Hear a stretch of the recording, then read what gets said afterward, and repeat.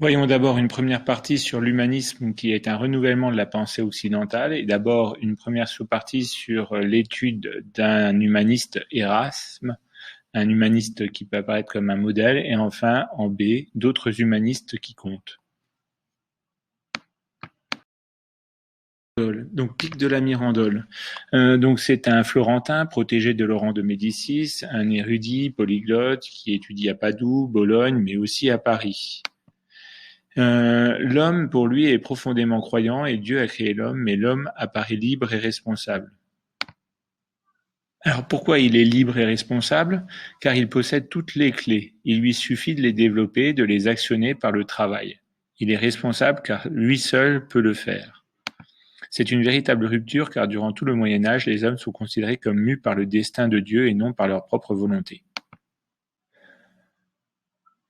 Donc Pic de la Mirandole affirme que c'est juste parce que l'homme est une créature de Dieu, une créature exceptionnelle, la plus aboutie, celle dotée de capacités infinies, que l'homme est libre et responsable. Pour lui, le choix de Dieu créateur n'a pas été de peupler la terre de cerfs, mais d'hommes libres.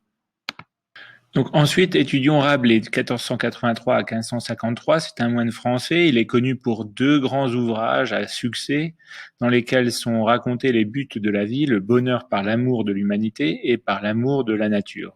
C'est le livre Pantagruel et la suite Gargantua. Quels sont les principes éducatifs de Rabelais? Tout connaître sur tout savoir sur tout. L'homme est au centre géométrique du monde, il doit être capable de connaître afin de pouvoir s'élever vers le divin, la totalité de son environnement. Cette boulimie de savoir tournée vers Dieu est la seule voie menant au bonheur, selon Rabelais. Enfin, Thomas More, 1478-1535, un Anglais, chancelier d'Henri VIII. Son ouvrage principal, c'est Utopie, en 1516, un pays imaginaire où un gouvernement idéal règne sur un peuple heureux. Pour More, les valeurs fondamentales sur lesquelles la société devrait reposer sont l'égalité sociale, la tolérance et la paix.